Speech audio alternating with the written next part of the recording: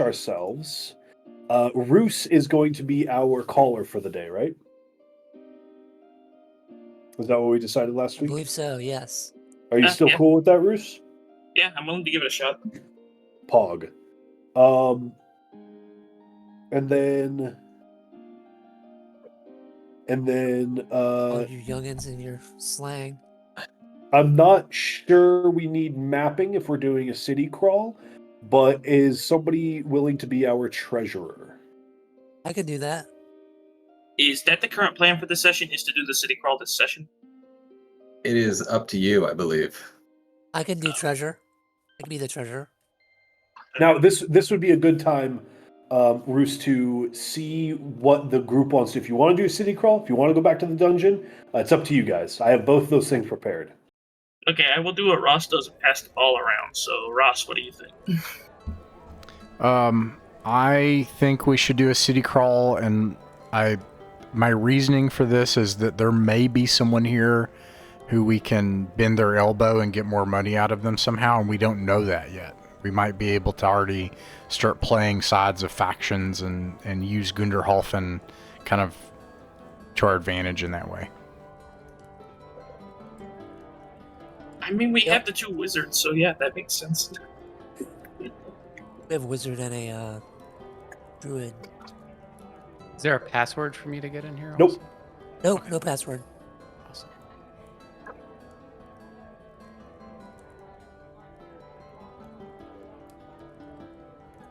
So is that our plan? Is to do a quick... Yeah, I'm good with it. Yeah, I was I'll about to say, crawl.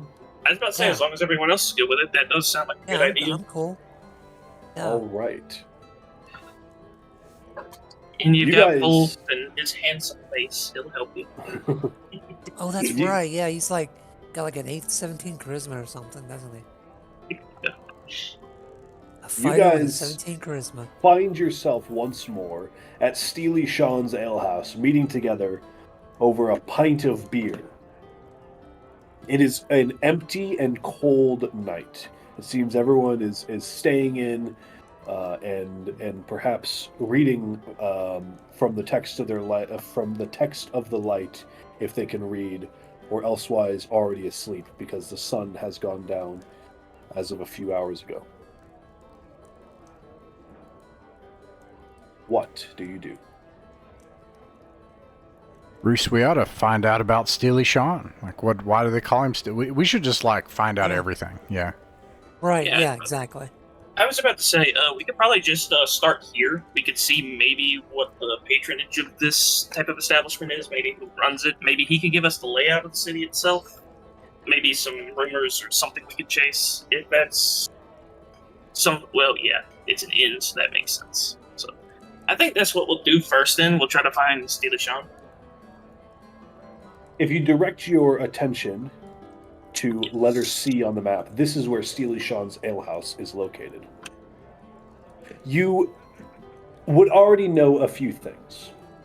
The first thing is that Steely Sean's alehouse is quite a rowdy tavern. It's like a blue-collar dive bar.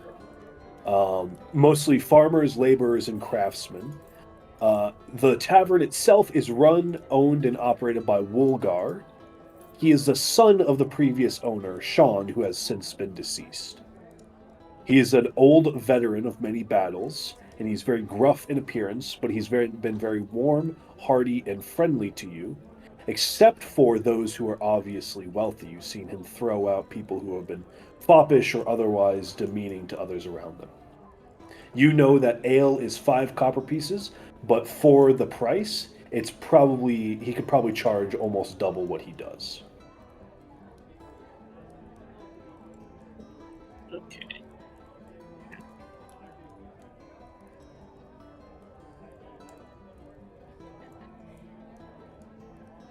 Sorry, I was just writing something down.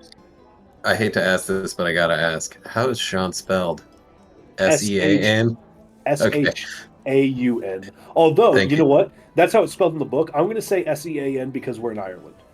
Okay, cool. I'm overwriting the book. I know this is a classic adventure game, but... Cool. Go ahead.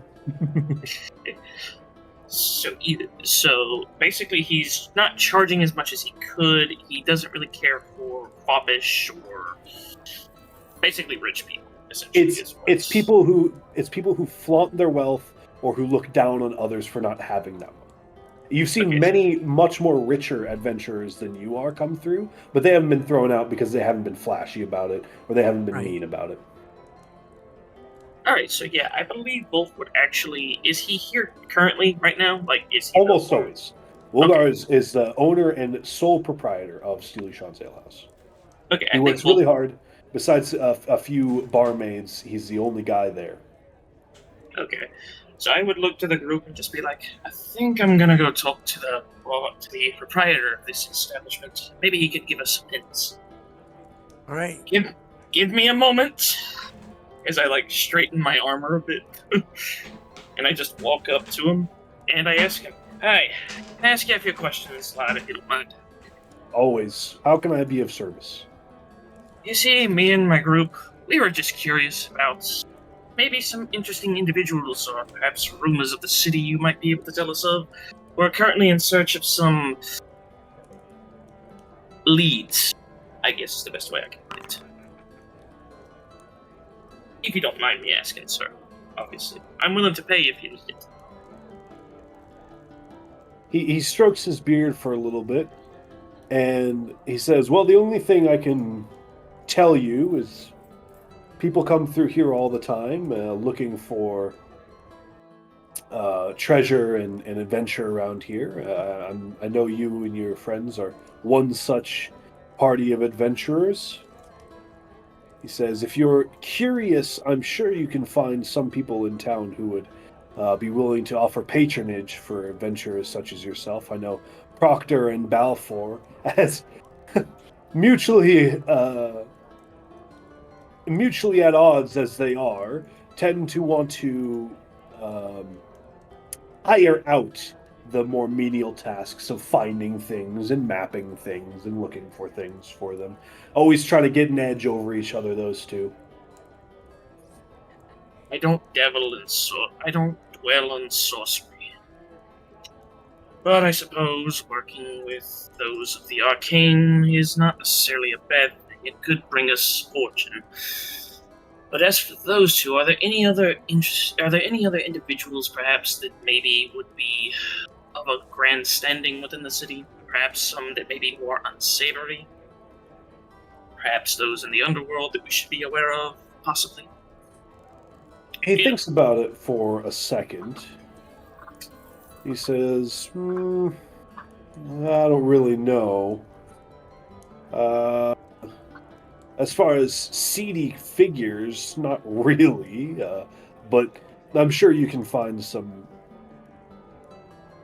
people who are interested in maybe what you have to offer, depending on, of course, what you have to offer. Yes, I see. Well, I do thank you for your patronage. And I slide him a gold piece, just for a thank you. He slips it into his big cloth apron, and he gives you a winning smile. I go back to the group, and I explain to them what I know. 2 wizards are the main leads we have right now, but I look to everyone, and I want to ask everyone, does anyone have any suggestions of where we might go? I understand these 2 sorcerers are our current leads, but perhaps there is more to the city than meets the eye. Me being who I am, I've never really been inside these cities. I'm used to the wilderness. Any beggars outside in the cold of night? Not outside Steely Sean's alehouse, but you know from gossip that the seedier types like to hang out down on Vixen Avenue down here. So, letter L on your map is a very seedy bar. If Steely Sean's alehouse is kind of like a working class Irish bar where welders and construction workers go for a Modelo after work, letter L, the Ashen Bandit Tavern, is kind of like a bar in like Southside Chicago. It's not really a safe place to be, but if you're looking for street information, that's where you'd find it. You also know letter N on Vixen Avenue is a brothel, somewhat higher. It's expensive, so it's only really particularly wealthy perverts go there, but it is still in the sort of seedy part of town. Wolf. It's evening right now, so perhaps we should prioritize for the evening those things that can only be done in the evening. Okay. So just as a group decision, I'm assuming, would anyone want to go talk to the wizards first before nightfall comes? That type of thing? No. Okay. I have charm person, by the way. Oh, that'll come in handy. That's probably good for a city crawl. Yeah, very good. So again, if I pause for a second, I'm just kind of trying to think. I've never done this before, so... Feel free to ask around at the table with specific people. Yeah, I was going to ask, just as a group decision, does anyone need supply run before we do get into the meat of all this? Any kind of supplies we might need? Anything y'all can think of that we might need to do beforehand? Because if not, I would probably say we just wait until nightfall and we go to the tavern we were told about, or that we know about. I could use It's some the- arrows, but it's not absolutely necessary. Okay.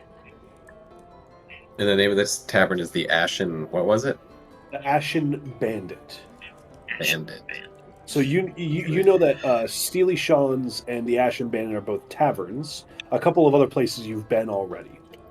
You have been at H. Where is H? There we go.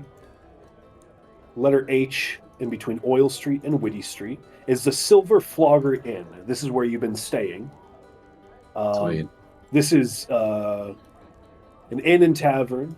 I've been assuming you guys have all been in single rooms, a silver piece and 5 copper pieces for a night.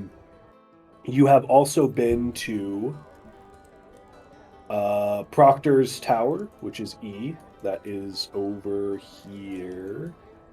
Where is it? It's somewhere around here. It's a You've big been to city. Proctor's Tower, letter E. It's in the southwest, I see it. Yeah, there you go. You've also been to Balfour's Tower, which is CC here. You know, these are both wizards. Proctor was friendly and greeted you at the door. Balfour, so far you have not met. And then you've, of course, been to the General Market. The West Marketplace is at letter D. That would be here. And then the Central Marketplace is at letter K.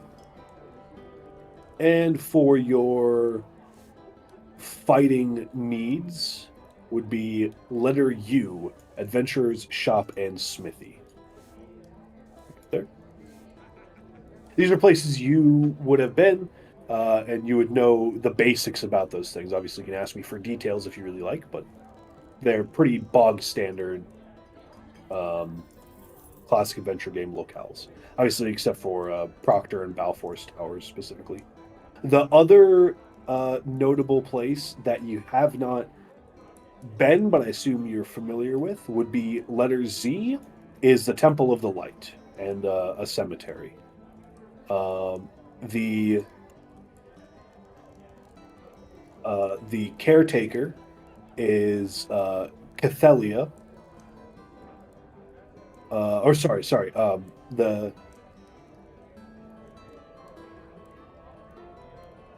The priest here is named Evan, Father Evan, and he has been.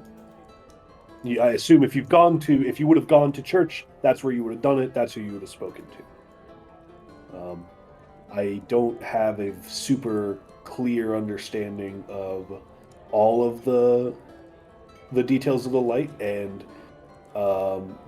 based on the historical mirroring of the campaign setting and actual Northern Irish religion through the Middle Ages and before the sort of medieval era, would be highly insular and from from town to town would probably vary quite wildly.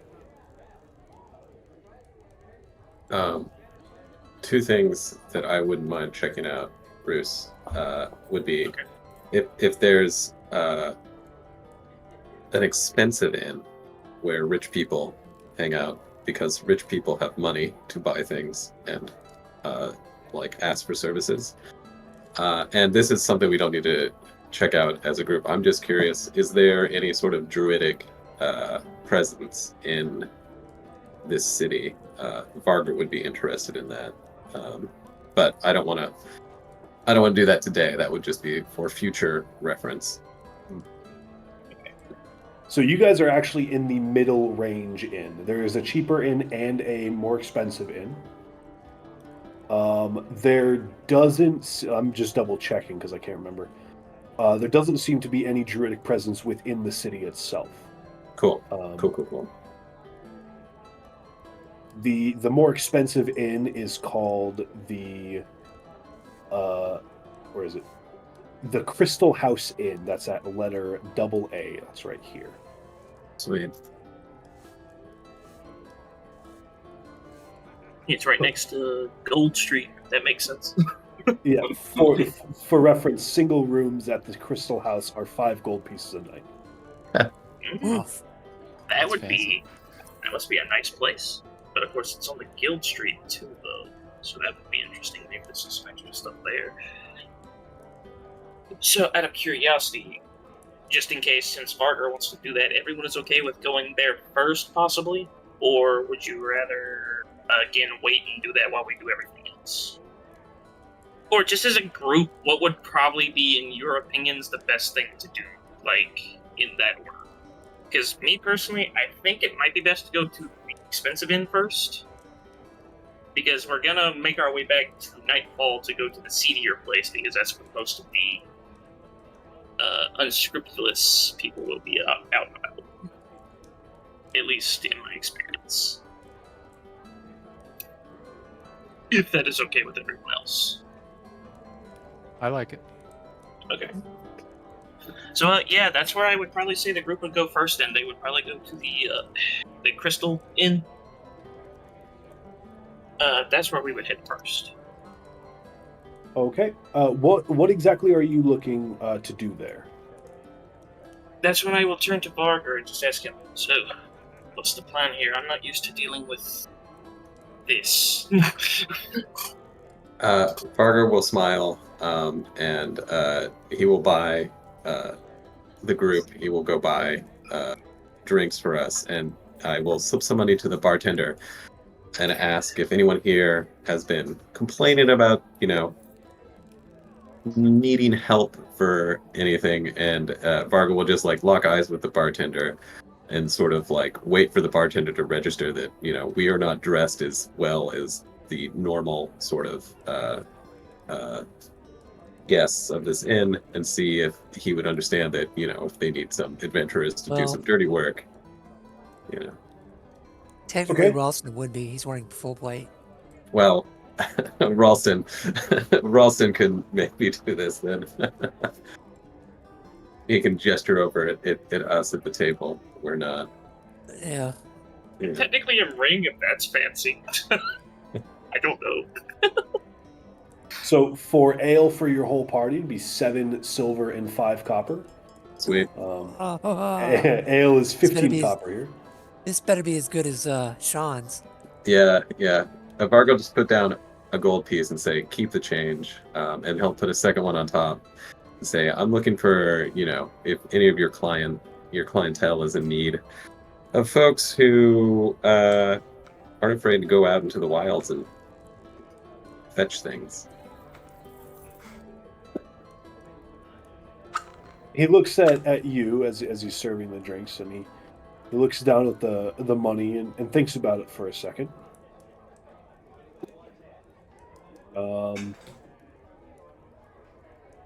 He says, well, most of our clientele... Okay, first of all, I guess I should probably describe it, right?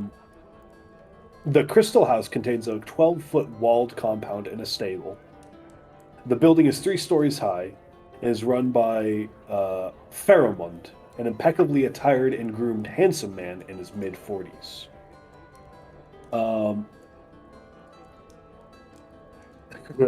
The inn's furnishings and interior design are of highest quality. He looks down his nose at all of you. Cool.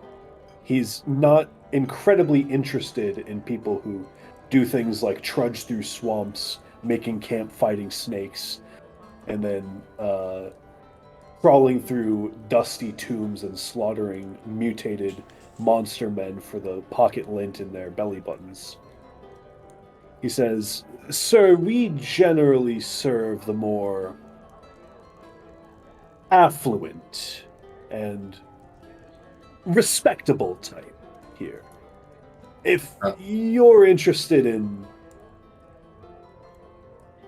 whatever it is you're interested in, it's probably somewhere." Okay, so Varga will reach onto the bar, pick up the second gold piece, and take it back and say thank you for your time, and take his drinks over to the table. He scoffs at you. Yeah. What was his name? Pheromund, Pharamund. Aramund. Yeah, You good. want, Vargar, do you want me to break his legs for you? Yeah, I just look. Probably not a good idea. Yeah, but- Bolt just looks at you and he goes, back in the north, we used to throw those types back into the wilderness with no clothes on. It worked. They never came back. There are two conspicuously dressed men in the room which might foil such a Bouncers. plan. Yo, They're both Yeah. wearing plate mail with halberds and broadswords. yo, I figured. Yeah, I figured. figures. Yeah. So I'll hand out the drinks and then ask. So is it as good as Steely Shaw's? Probably not. I take a sip. To your unrefined palate, this beer is bitter and gross. I just take You- one look and I just take one sip, look at it, just go, spit it back into the mug and just go, oh, Ralston would take a sip of it. From He the would looks like on it. the faces of patrons around you, it appears everyone else also thinks this beer is gross, but is far too pretentious to mention it, and has to pretend like they think it's delicious. Is there anything in this tavern, something like a coat of arms, anything like anything kind of showing an allegiance or trying to think of the word,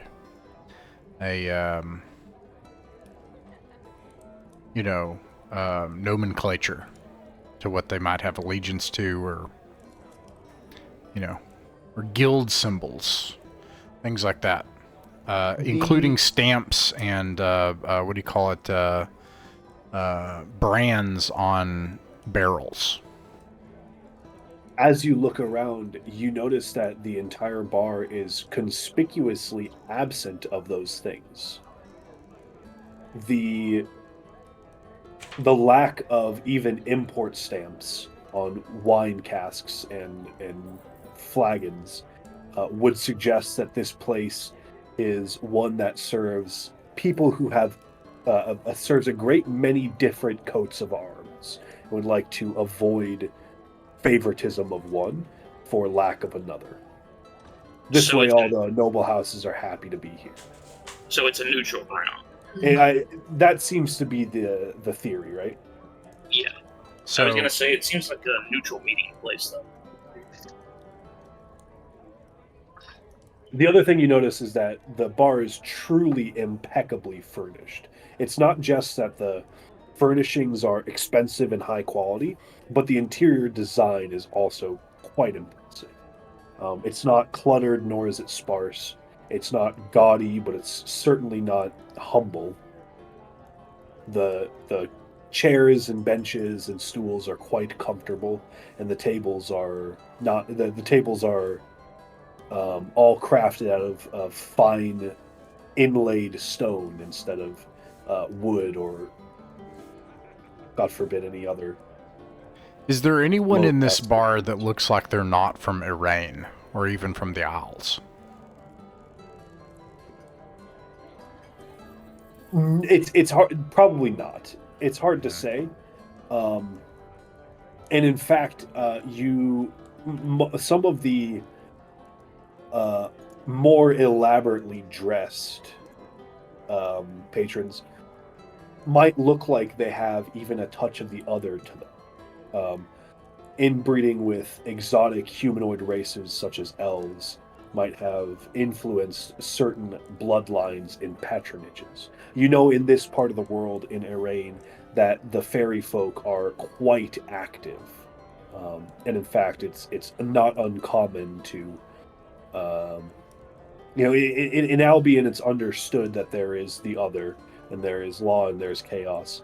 In Irene, those lines are a lot more muddled, and people don't really seem to think of the other necessarily as so much different to themselves, and even to the point where you suspect there might be some intermingling amongst more of the wealthy elites. The other thing you notice actually is that there are priests here that are clearly from out of town. Either people who are traveling, either high, or what are they called? I'm not a denomination that has Pilgrims? a hierarchy like that. No, like a step above priests, like Bishop. not quite to that level, but Like a deacon?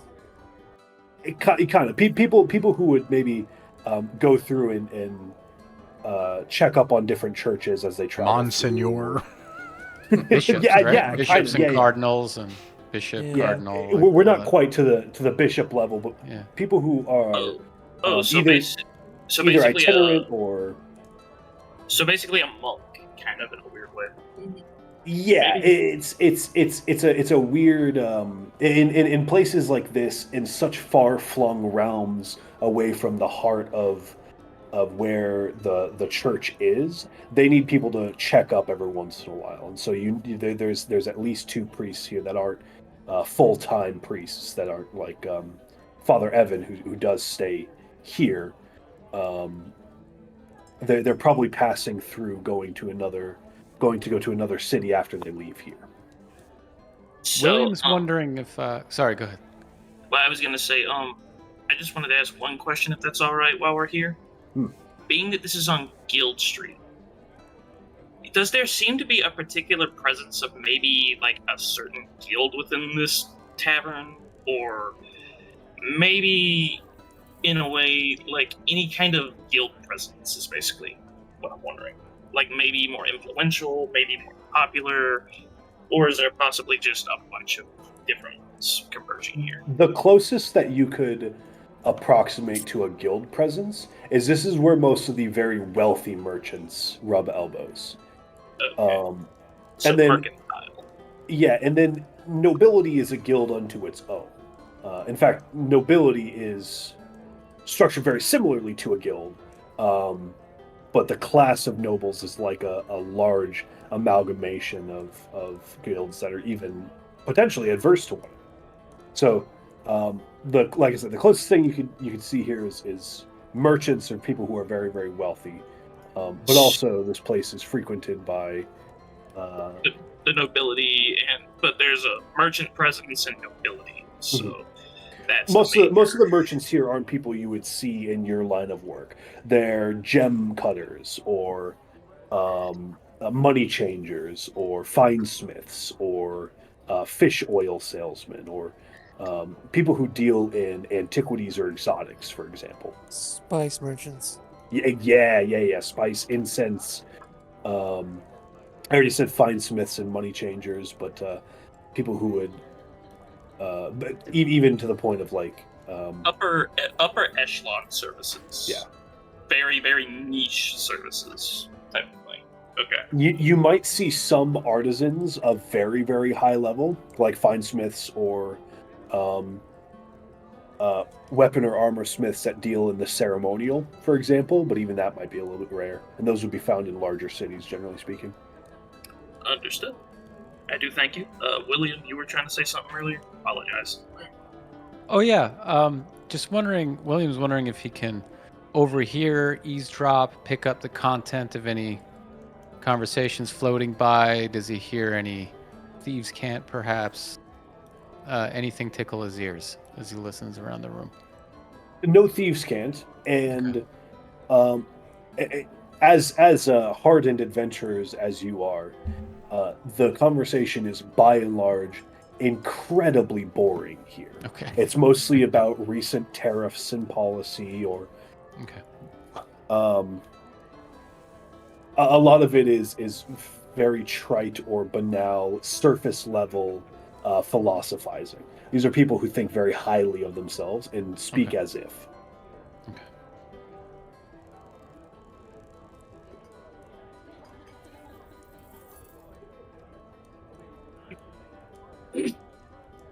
So from what I'm gathering here, there's not really much we could possibly use, because it seems like everything here just seems more like a surface level. This to me, Wolf, seems like something that is good to know for later on. Most definitely, yeah. Yeah. I was just saying, for now, I don't think we have much information to go off on from what I've been notifying, what I've been noting down. But we have a lot of leads we could possibly come back to if something happens, though. I just don't know if there's anything that could serve a purpose right now. I don't know, does the group have any other ideas for while we're here? Because I don't really know what else to really... I do have one. Go ahead. I'd like to, in the night, if possible, walk by, since we have to we're in Guild Street, and we have to go down to past Vixen Avenue.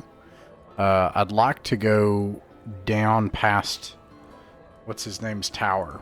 This tower right here. Balfour's Tower. I'd like to go by Balfour's Tower and see how high up the door is. That is one we have not met yet, correct? Correct. Yeah. The reason you Okay. were not able to meet Balfour is that there is no doors on the first or second level. The first door is the third level, the third story. So that is to say 30 feet up? Give or take, yeah. Okay. The whole tower is about 70 feet high.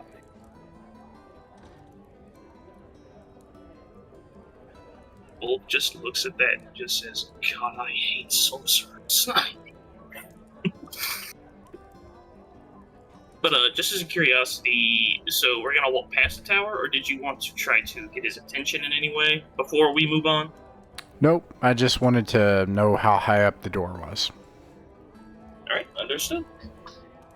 Anyone else want to do anything while we're passing here, or we just want to continue on to the Vixen? Because that's my plan right now. No, I'm good. Okay. So I would say we continue on to Vixen Avenue. It would be about nightfall now, right? Yeah, if you want it to be. This is the evening of Saturday.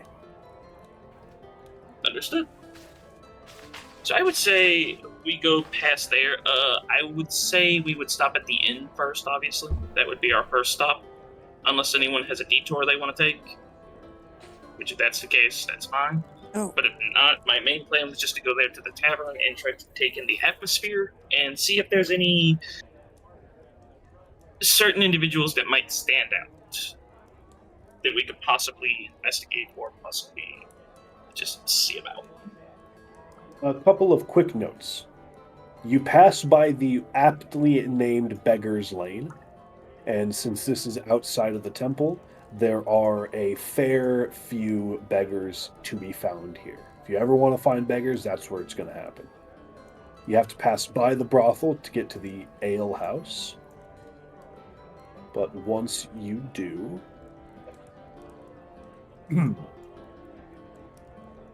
It's a normal 2-story house above ground, but stairways in the entrance hall lead down to a large underground entertainment establishment featuring some 30 rooms or so.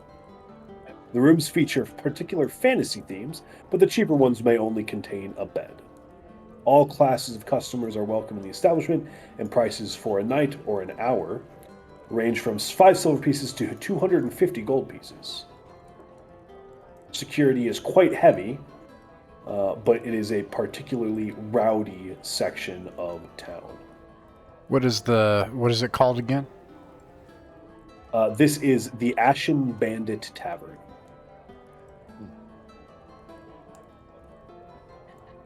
Okay. Let me jot that down real quick. Well, I would love to, along the way, slump next to one of the beggars and just say, you know, I am new in town. Are you from here? I get like the just craziest looking one I can find too. I am going to interpret that by saying you mean the craziest one who is still in some way coherent, because the craziest ones are absolutely babbling, stark raving mad. We had one where I lived. His legal name that he changed his name to was Quiet Tea Please. Yep. Yeah, we got a couple. Yeah. The one that you found is more along the lines of Vermin Supreme. Vermin Supreme. That's the vibe. That's what I'm going for. I love that guy. Yeah. I love him. It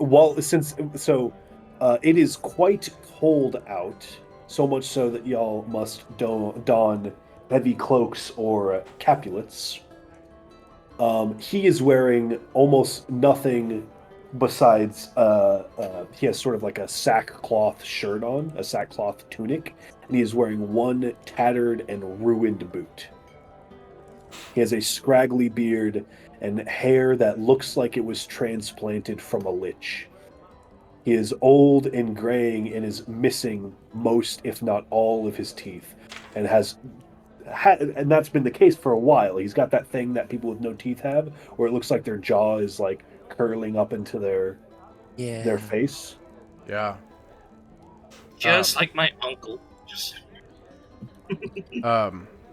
I take my bedroll from my pack and I cloak him with my bedroll and just simply slump next to him on the cobblestone, and I say, I'm a visitor to your town. Could you help a weary traveler find his way? He actually shakes off the bedroll, and you notice there's heavier clothes and blankets that he has around him. He says, "Whew, too warm out here for that. Too warm indeed. Where are you going, traveler?" I know not which way. I know not what ways can be taken. Who runs this town? What paths exist here? He cackles maddeningly.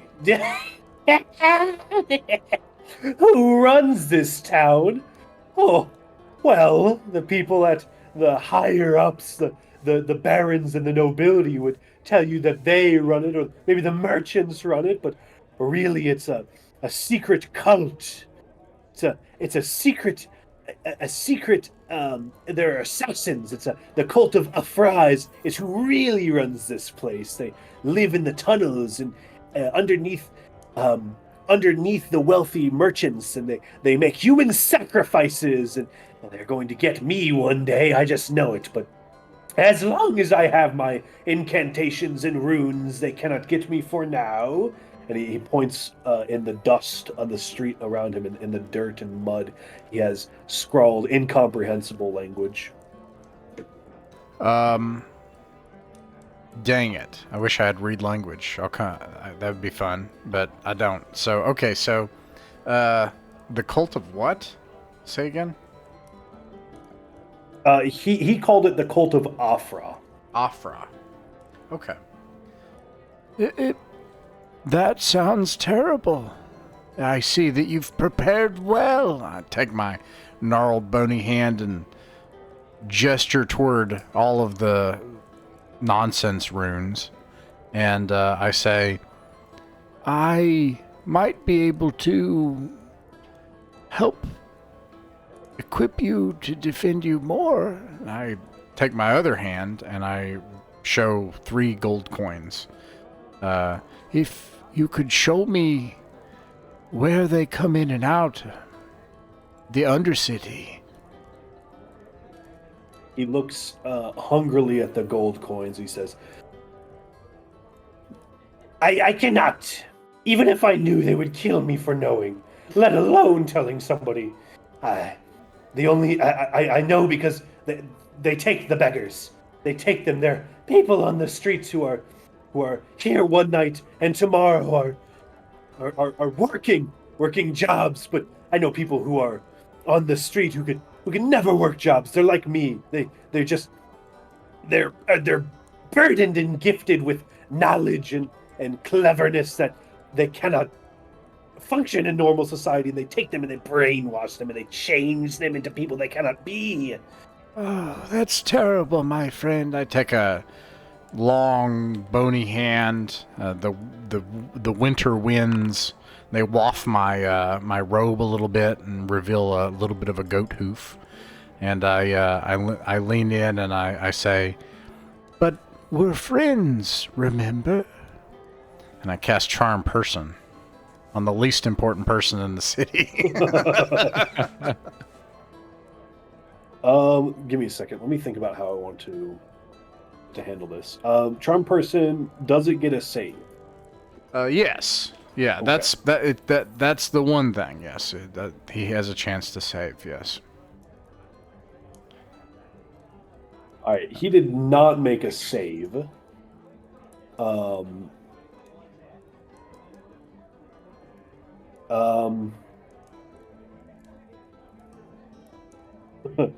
He introduce his eyes sort of glaze over for a second, and he looks at you.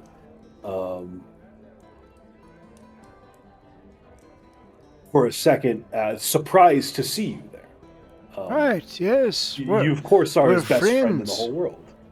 My friend. What name did you take here so that they would not know? Okay, that was actually smooth. That was clean. That was good. I will use give me a that one in second. real life. You know, that's the next time I don't remember someone's name. Yeah. He introduces himself. He says, "Well, they call me the fool here. They call me the lots of things. It's either the fool or the liar. But you, my friend, of course, know me as Cathay the Inevitable." Cathay the Inevitable. I will not speak this name aloud, and give them the power over it. I'm your friend Padrag, and I know that you're comfortable and warm and safe here. And I point to like a place where like somebody's literally getting slammed against a wall, and outside of a street, and someone's throwing up, and it's freezing outside. But you must think of your friend Padrag as well. Do me the comfort of being my guardian for a time. I will make it worth your while, but you must show me. After all, if we work together, we may be able to outmaneuver the cult, at least for a time. You must show me where they enter the bowels of the city. He thinks for a second. He looks at the runes on the grace. I cannot leave this place. My runes. He thinks. He goes. He takes some mud and he starts writing runes on his bare chest. A good plan. They look nothing like he's completely making it up. They look nothing like the ones. There's no consistency here. And he says, I do not know where they're from. I do not know where they go.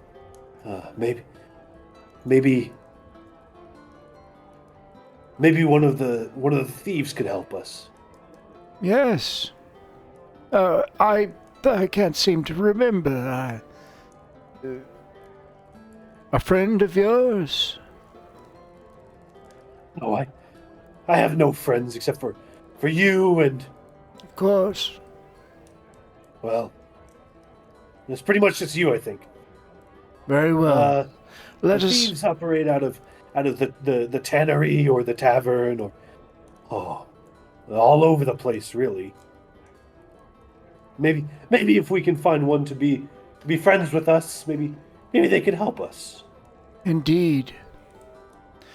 Well, my friend, I don't want to take you from your protection, so I leave you here. And I place the 3 gold coins on the ground. But you'll keep your eye open for me and look out for old Padrag, won't you? He says nothing for a few seconds. He slowly lifts his muddy hand to your slave collar, and he draws just 2, 3, 4, and just a tally mark on your slave collar. He says, "This will protect you from them." Thank you, brother. And then I rip his cold hand off my collar, and then I just walk off into the dark night back to the piss-smelling tavern.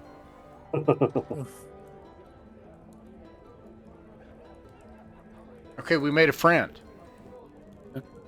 I mean, to be fair, that could really come in handy. Right. I mean, he knows, the city.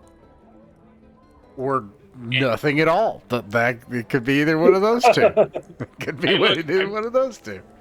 Hey, look, I'm just saying, the way he said his name, I mean, he might be the Eldritch entity or something that we don't know about. You never know. Yeah. So, You don't know what's inevitable about him. It's exactly. probably just his doom. I'm buying the Cult of Afra though. It's a thing, I think. Okay.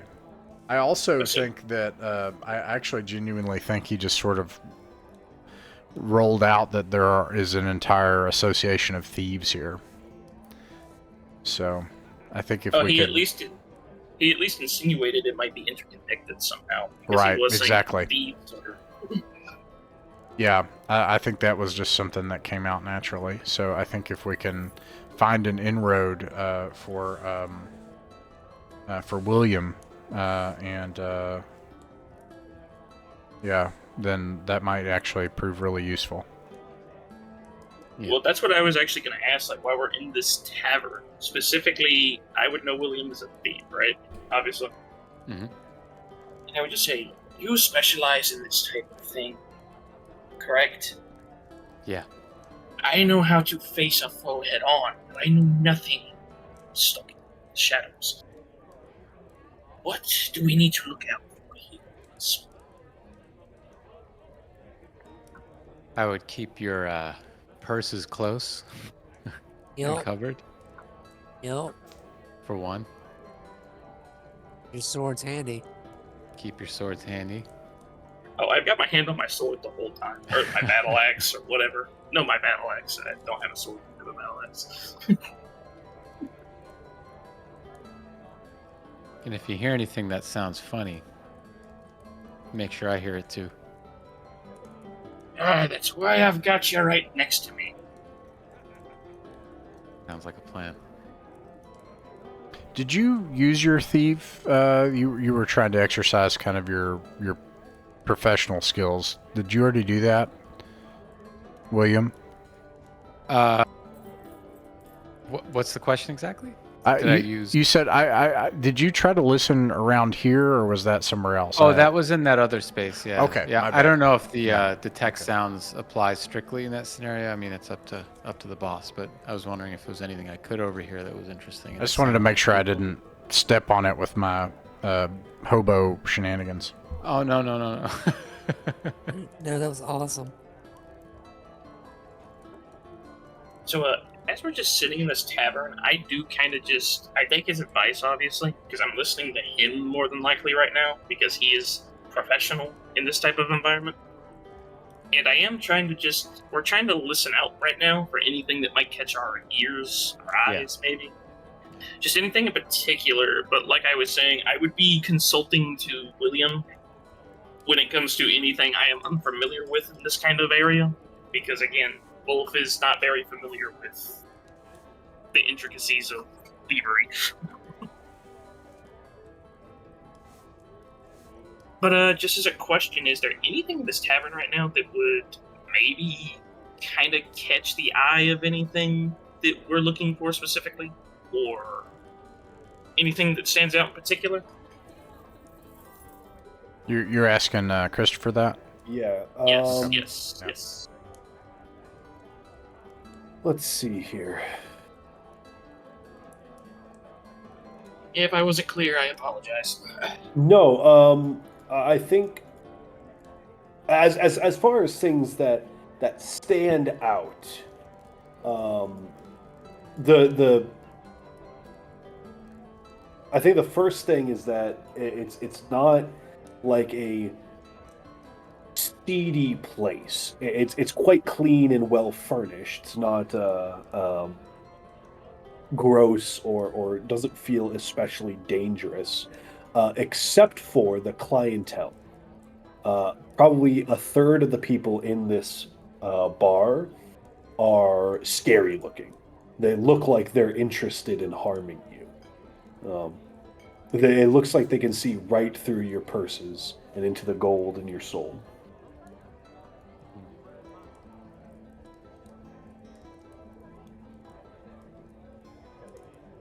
Anything in terms of content of conversation that we can key into?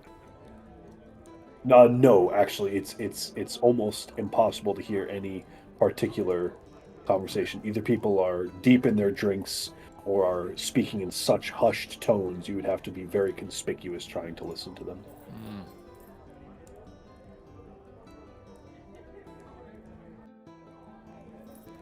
Are there other obvious adventurers, people that have blades at their side, and or even esoteric things like staffs and that look also like they might be for hire? People that have traveled, adventurers or people for hire. Nothing obvious. There doesn't appear to be anybody wearing heavy armor or holding anything esoteric, but every once in a while you catch the flash of a dagger among a cloak, or right. a conspicuous bag underneath a capelet. Okay. Let's see. And then are there any groups of people here that look like what's the word I'm looking for?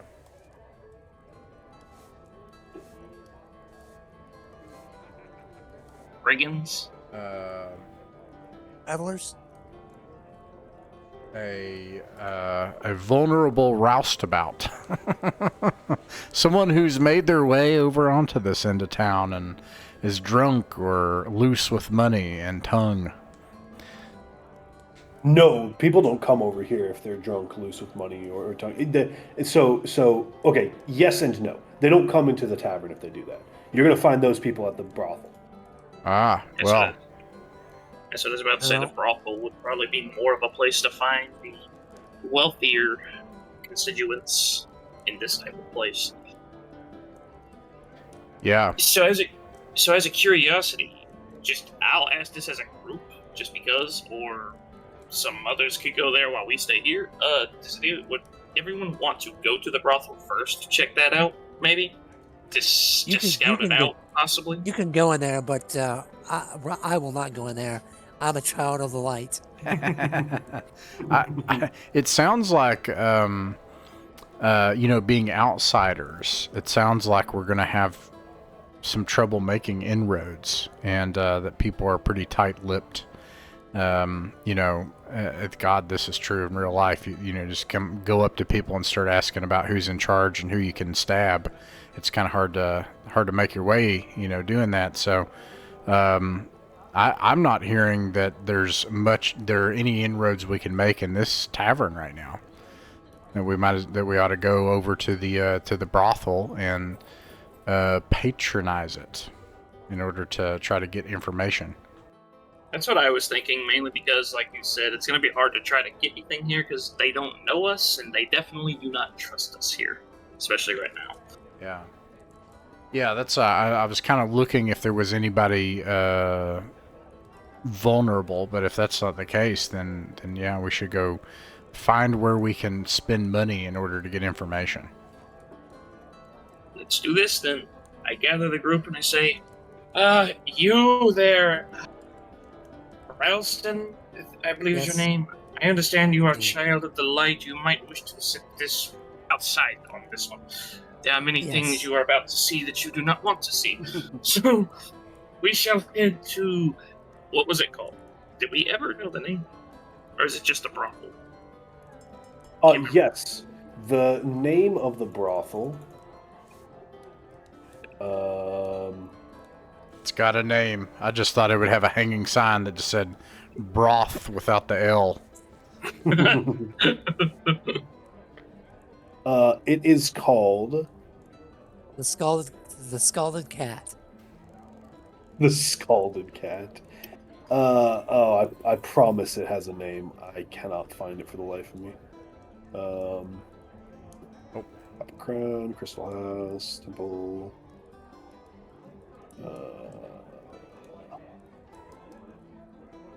It's called Lady Caritza's Parlor. Okay, It's that's run classy. by Caritza. And it caters to all clientele. Nobody is barred from entrance. My character will stay with Ralston. Yes. Pray with me, brother. Yeah, Pray for the he will. souls of these- My character is wayward- lawful. Yeah, same. I mean, so is mine. Yeah. Not I'm that just- lawful. Come on now. Going into a brothel. Yeah, it's not very lawful, my dude. I will say it's not a chaotic act, but I'm not sure Right. your friends down the street in the church would be super hyped about it. Right. Well, to be entirely fair, in my mind, at least in Bolt's mind, he's just trying to gather information. He's not Right. going there for service. This Right. would be an interesting topic for discussion after the session or whatever. Right. is, Yeah. Obviously, chaos and law are sort of old school ideas or whatever, but within the campaign setting, law is especially associated with worship of the light and the one true God and all that good stuff, as we would generally identify as like things that are good. Whereas to understand, my understanding of like the old school ideas of law and chaos is that law is chaos is in opposition to law and wants to tear everything down. Most humanoids are of the law just by their nature, even if they don't really realize it or spend much time worshiping God or anything like that. Like your average bunny, rabbit, or deer is probably neutral, but your average farmer, even if he doesn't go to church every week or at all for that matter, is lawful because he's contributing to society, he's not breaking any laws, all that good stuff. In order to I was gonna be say, like, I was gonna say just a quickie on that. The way I've always said it was chaos is kind of like nature, where law is civilization. That's the way I always kind of viewed it. well, because my understanding of chaos is that which is seeking to tear down, to destroy civilization, whereas like neutrality is just like the lack of either. If there's not demons rampaging through your forest or men cutting it down to turn into a town or farmland or whatever, that's just neutral as it stands. Anyway, that's a topic for the Armorium discussion resources. Anyway, anybody can go into the brothel without it being a chaotic act against your characters. Parker, like, we're walking towards the brothel, and Parker sees you guys stop. He says, "Friends, do we not have a plan? Are we not going? It looks, I guess, nice." I just look to you and he goes, "Plan? Oh, I never plan anything."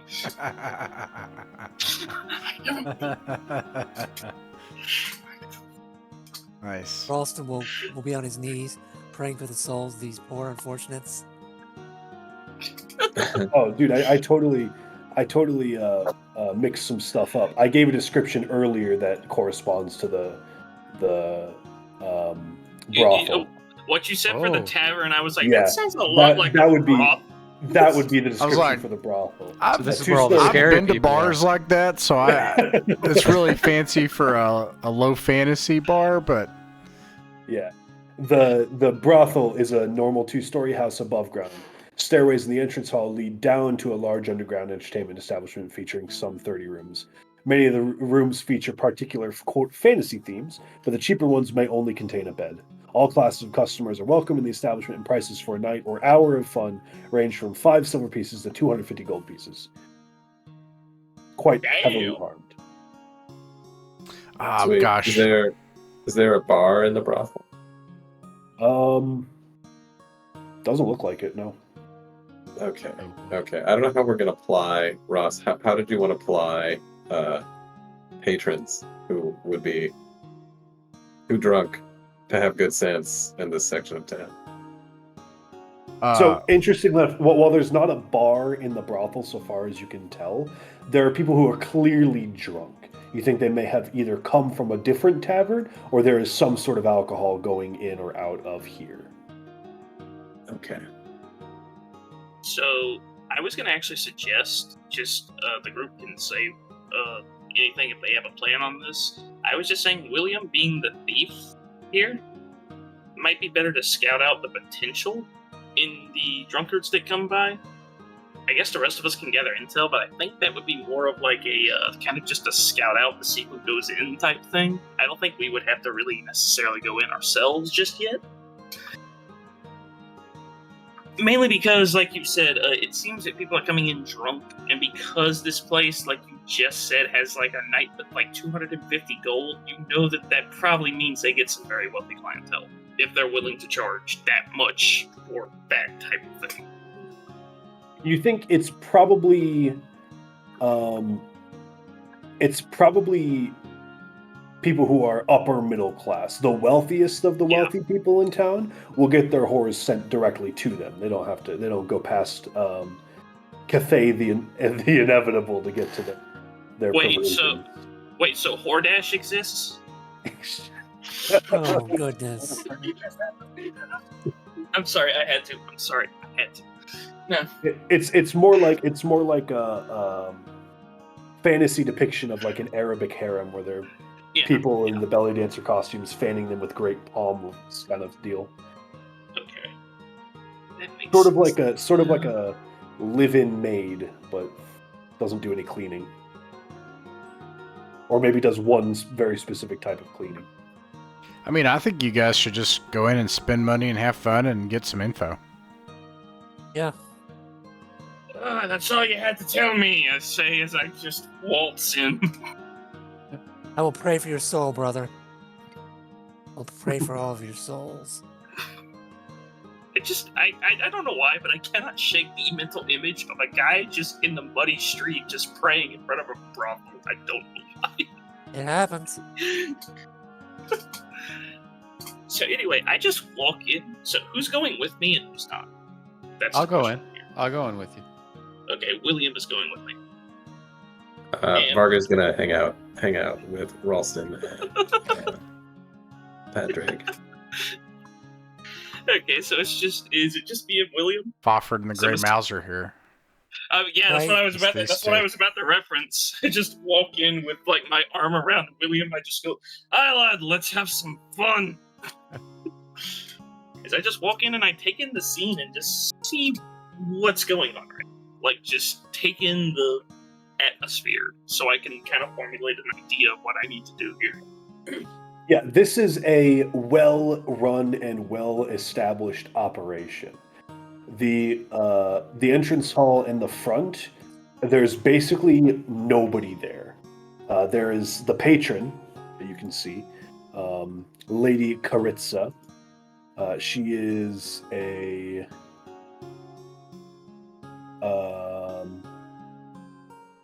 she's a sort of a middle-aged businesswoman who does not appear to be in any way, I guess, spectacular. She has a ring on her right hand, and she's wearing a long silvery cloak that has sort of dark green inlays on it, or like embroidery around the outsides there. She says, "What strikes your fancy tonight, gentlemen?" And then remind me, it's the two of you are in there? Yeah, me and William. Everyone else is in the street. I just looked at William and I just looked at William and I'm like, so what did we say here exactly? I've never done this before. Yeah. So, so William pipes up and says, "Well, I suppose we're looking for some company and entertainment, and we would like to hear about what you have on offer." She opens up a hefty book, and she says, "Well, what strikes your fancy? We are quite open for the evening." I won't speak for my colleague here, but I'm more the conversational type. And I throw up a couple of gold pieces. Just put them on the counter, slide them over to her. How about 5? She directs you to room number 17, which is marked as Amelia's parlor. There's actually a large room which is subdivided into several smaller soundproofed rooms, where there is no bed but some couches, like a couch and a small desk or chair with a little table next to it. And there's a woman who is well clothed and is what you're basically looking is like a therapy couch. That's what you're looking at there. Sounds good. Man, that's a messed up therapy session. Caters to all types, you know? Yeah. So, shall I head in alone, or do you want to come with me? I just look at the book for a second, I think about it, and I'm like, who's the physically strongest god?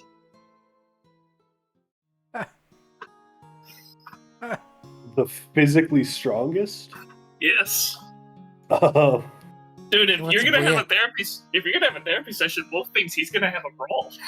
He wants a Yeah. Brianna Tarth type. I gotta. He has to look in his actual book that he got with this module of all the various Well, options in this Prostitutes. place. no, I had to Google a meme. She points out room number 41, which is ominously titled Gorlock the Destroyer. Nice. It Nice. is a very, very large woman with all manner of blunt or sharp instruments. And she is wearing... She's wearing leather armor, we'll say. Yeah, sure, leather armor. Okay. The door is unique amongst other doors in that it is heavily banded in iron and is quite... it's open because there's nobody in there, obviously, and you see there's several deadbolts and locks on the other side of the door. Wolf just looks at that, he looks to you, he looks to you, William. Right. Is this what we're doing right? Is that how we're Pray supposed for to... our brothers. Pray for our brothers and their safe return. The den of iniquity. I think you see why I prefer the couch. Like I said, the conversational type, much safer. Oh no, to be entirely fair, whenever I was born, my father threw me out into the snow. I'll be in- all of the women in Wolfstown look like Gorlock the Destroyer. Yeah, no, like literally I look at that and I go, but that's what all of the women in my village look like. My mother was Yeah. twice the size of that. She's a solid 7 in his town. In fact, I am halfway certain my mother was an ogre. My father just never admitted it. Oh. I don't know how I became so handsome, but it happened. But either way, I literally ask you, is this what we're supposed to be doing? I don't know what the plan actually was, and I probably should have formulated one, but I don't know. I guess we should do this. I don't know. Yeah, I think if one of these folks has some information or a connection or a contract or something they could direct us to, I would call that mission accomplished. Hopefully we can learn all of that unscathed. Yeah, if you don't come out with some scars, I say as I'm like just showing off my ring now. It doesn't fit you, and the door slams as I walk in. All right, So and I head to the couch. In your throes of passion or in your evenings, you are able to discern from Amelia that an illusionist by the name of Fethnook passed through Longfelt several months ago with a Minotaur companion. Ooh. He stopped in and spoke to some of the women in the brothel. And then from Gorlock, she says, I had a customer, a pretty regular customer, stopped showing up. Tough bastard. Went to the tanner's shop, never came back out again. That's what they say. I just imagine we're just beating the shit out of each other. During that conversation. Yeah. That's the pillow talk. Right. Just confirming, Fethnook the illusionist passed through with a Minotaur, and that was a few weeks ago? Several months ago. Okay, several months ago. And just to confirm mine, did she say a name or just a tough customer? Nope. She mentioned just a repeat customer who hasn't come back. Last he was seen was going through the tanner, going into the tanner. Okay, so repeat customer disappeared after going to tanner, correct? The tanner's name is Barkis. Barkis. Would we know where the tannery is? They're pretty smelly, right? Yeah. The tanner is at letter J.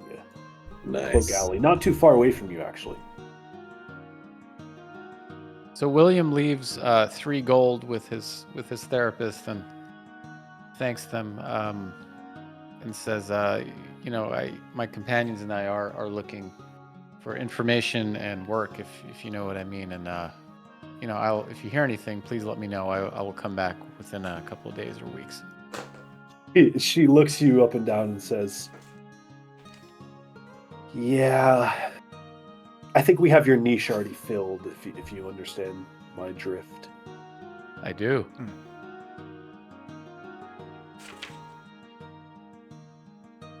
I just walked down with a bloody lip. Now that was a good scrap.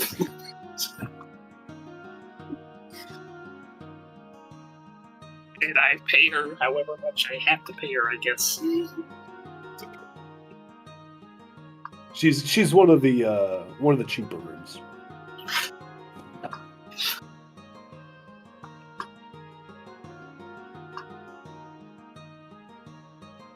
So just as I leave, though, I will say, I'll be returning. Next time I'll win. Yeah, you got beat up by a girl. I didn't say he didn't enjoy it. I'm just saying he's gonna win next time. Mostly because we'll literally just wanted to fight. That's all he does. So, got my notes down.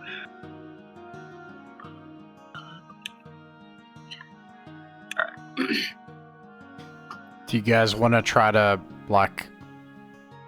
scout out the tanner's place at night and be unscrupulous, or do you want to do it, That's what I was going to suggest. We might need to do it at night to scout it out first, and if we can't find anything, we might need to do it in the morning, under the guise of business, perhaps.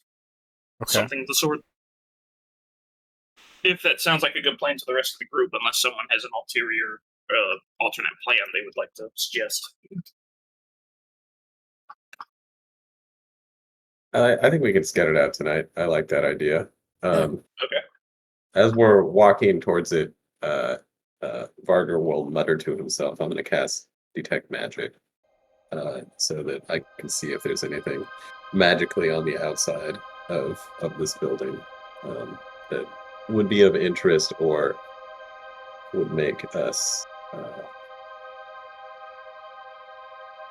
give us a point to focus on. That'll last 20 minutes, and it's got a 60-foot range. Yep.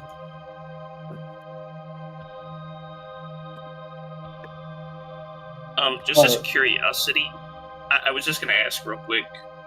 Is there anything suspicious about this place, or does it just look like just a regular place, or is it like maybe situated between some places you would not normally think one would be, or is it just like, again, it's just like a regular place?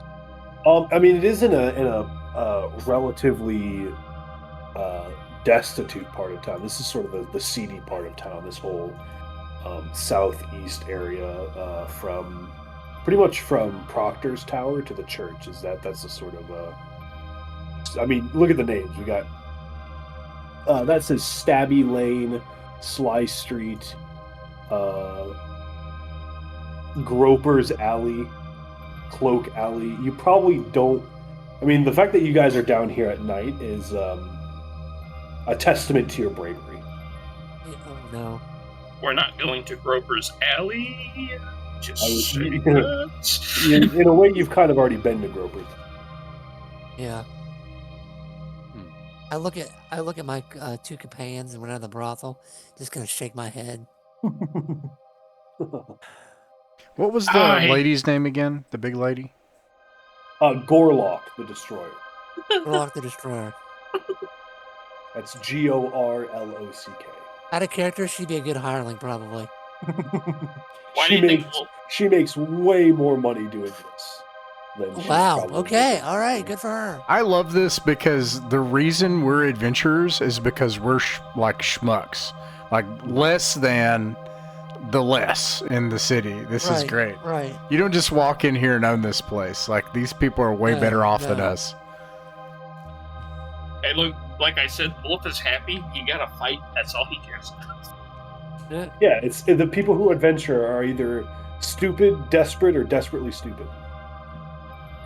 Or stupidly desperate, for that matter.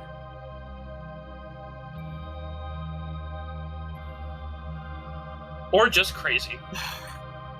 Nothing is apparently either magical or out of place at the Tanner.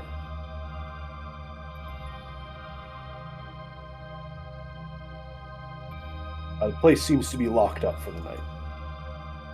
I look to everyone and I'm like, so, do we break down the door? What do we do here? Or if you'd like, come back tomorrow. I still have some gold left over. We could maybe ask him about the disappearance, but maybe employ his services, see if we could. Then I look at how do you say your character's name, Ross? I'm sorry. Padraig? I look at Padraig and I go, you dabble in sorcery, correct? Yes. Perhaps you could use your devilish magic to slay him. Maybe if we meet him tomorrow. Of course, that depends on what we want to do here. If we wish to break in, that's fine with me as well. I can break down the door. William, is this something that is not worth risking the use of your skills, or do you think you ought to try to risk it? Is this the time or not the time?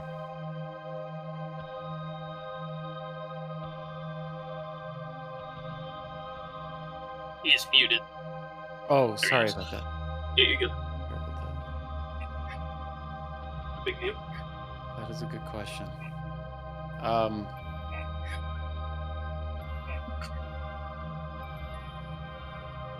I have the sense that we're kind of striking out. Yeah. I love it. So perhaps not pushing it is the best idea right now. Yeah. All right. And I was gonna say, if that's the case, I would say we'd probably just return to the Steely Shawns then. Yeah. If that's consensus among the group, I would say return to Steely Shawns and just rest for the night. Come back in the morning and see what we can find out there. That way it's less suspicious. If that's okay with the group. Obviously. I like that. Yeah.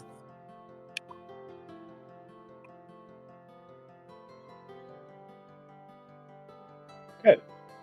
We return. Well, you don't go to the place that you actually stay at is the Bear and Hound Inn. Oh wait, no, sorry, the Silver Flogger Inn. My bad.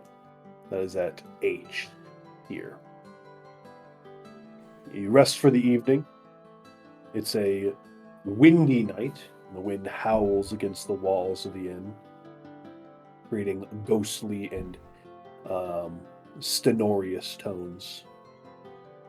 Using that vocabulary. In the evening, the bleak sun rises into an overcast and dreary day, as they would say in the Lioness and in the parts of northern Albion. There's a low, heavy fog that's rolled in off the heat of the swamp.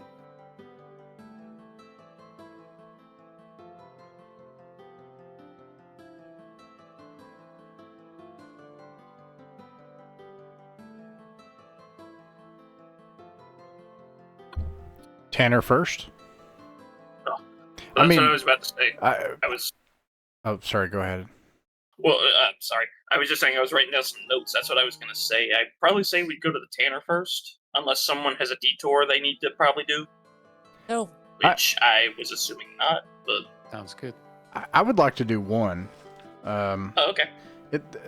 It's just the classic. So Steely Sean seems like a nice guy, and so when I come down and we have our pottage and bread, and pay for our tab. By the way, how much do we owe so far? This is your third week. Yeah, actually, I should say, how much is it per night? I think it was posted. I apologize, but I know we need to. Actually, I'll do it between sessions. You posted it. My bad. Yeah, but anyways, good morrow, fair Sean. Good to see you. Padraig says. He shakes his head and says, Sean was my father. You're looking at the one and only Woolgar. Right. That's right. Please forgive me. Things escape my mind now. He waves you off. People say I look like him all the time. And somebody of your status as an elder of this community, I imagine it's easy to get us mixed up. He just assumes you're local. An elder? Oh. He has not worn a shirt this whole time and has a slave collar on. And anyways, he says, well, if you indulge in a complaint, I cannot. Something is heavy on this heart. You see, yesterday evening, we found ourselves, some of my companions are more,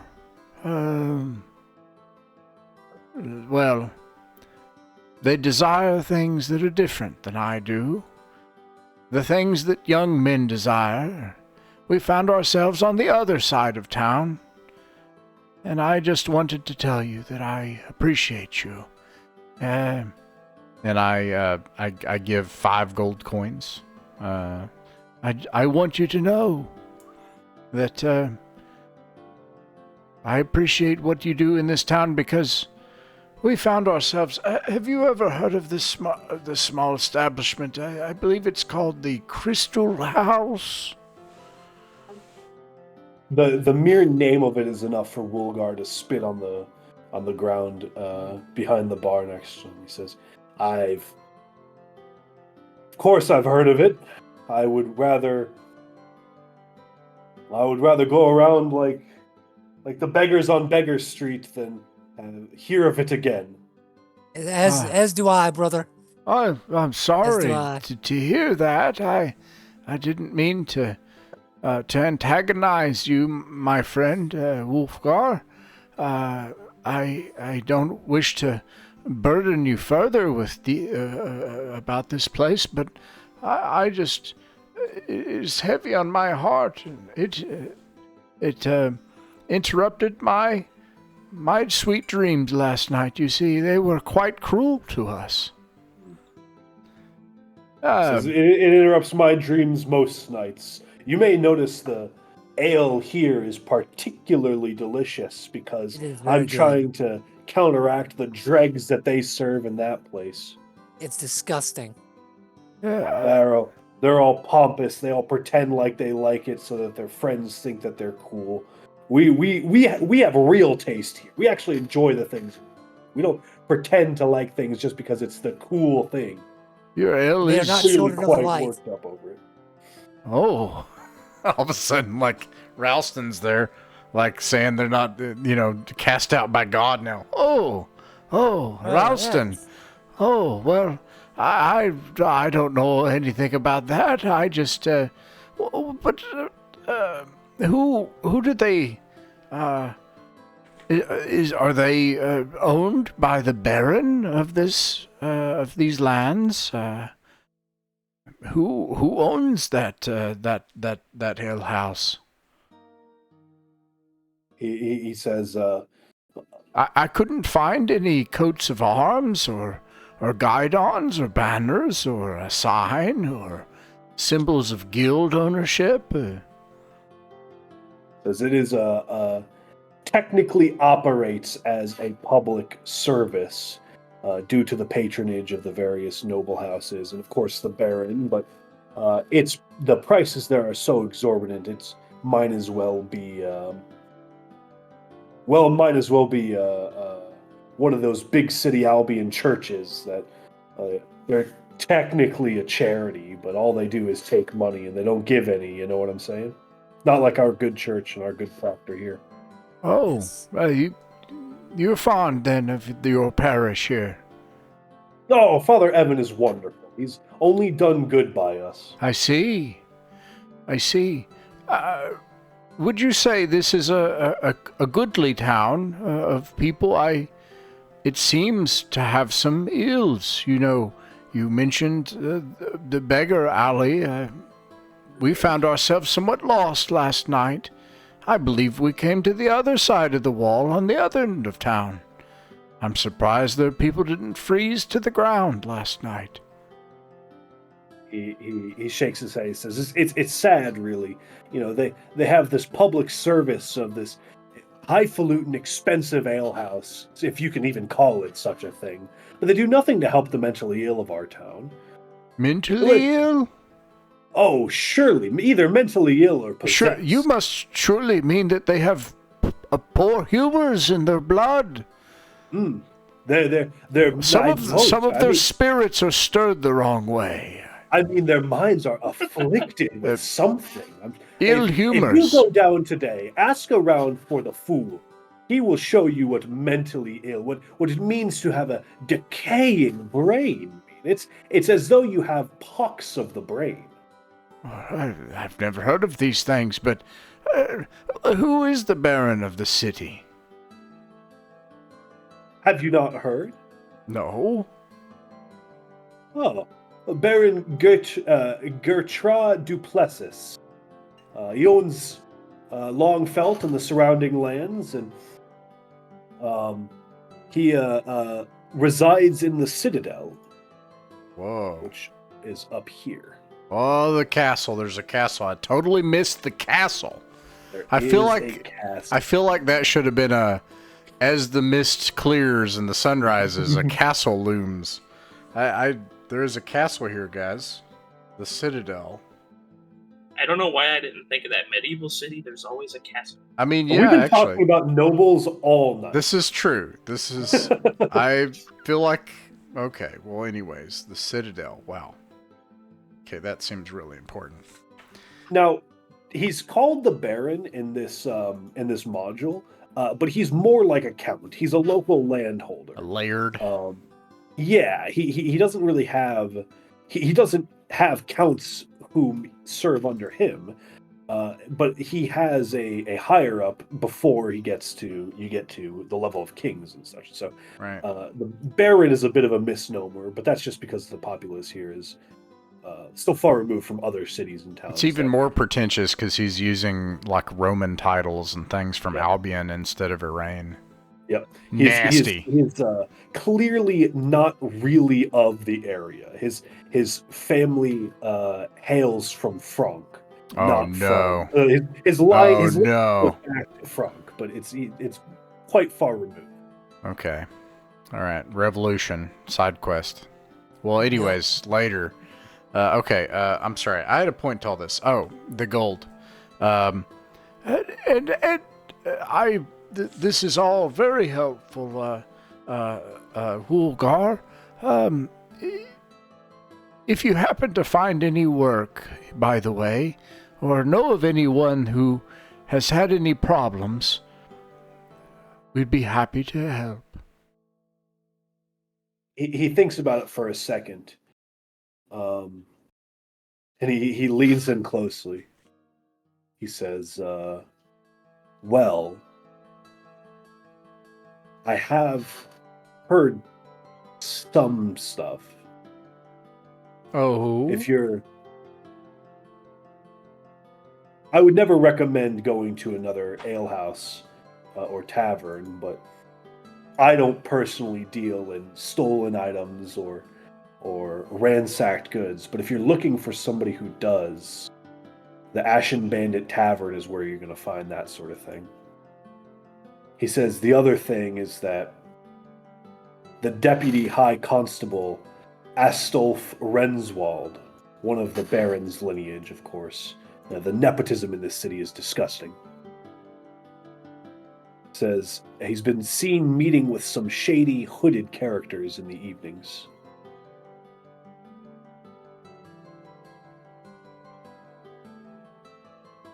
I see. Oh, that the light might dawn on the ills of this city. It does burden my heart so. Then I give him 2 more gold. Have a good day, Vulgar. Okay, I'll shut up now. We can go to the... That was delightful. Yeah, we need info. So I was gonna start paying for it. Do you want to ask him about Afra and see if if we burn all that goodwill we just earned? No. I don't want to. I mean, I don't know. I mean, but I think. All right, it's one of 3 things, right? It's either total crap. It's something that we could actually interface with, and we can we don't know yet, or it's something really bad. And any of those things that we start spreading around and talking about isn't going to serve us. It's just going to show our hand. We're definitely working our way up from the copper penny level here. And something of that kind of nature, if it is true, it'd probably be better to learn from the seedier people, because they might actually have a hand in that type of thing. Spreading it among the other populace is probably just going to cause panic, and more than likely will paint us as instigators within that type of thing. At least, in my opinion, that's how it would end up going. So, just as a curiosity, if no one else has any other ideas for this scene here, I was going to say we just move on to the Tanner, if that's consensus with the group. All right. If that is all right, I would say we just head to the Tanner, and like I said, we just business as usual. Like, we don't try to do anything out of the ordinary. We're just going there based on business right now. We tried to gather information, but under the guise of a normal business trip. At least that's my idea. Yeah, I think so. All right, sounds good to me. So, yeah, that's what we do. We just head back to the Tanner. The Tanner's place is open, and the man is hard at work. He is a dirty, stinking man already at this time. It does not appear that he bathes frequently. He is apparently in his late 50s, and he is missing most of his hair and teeth.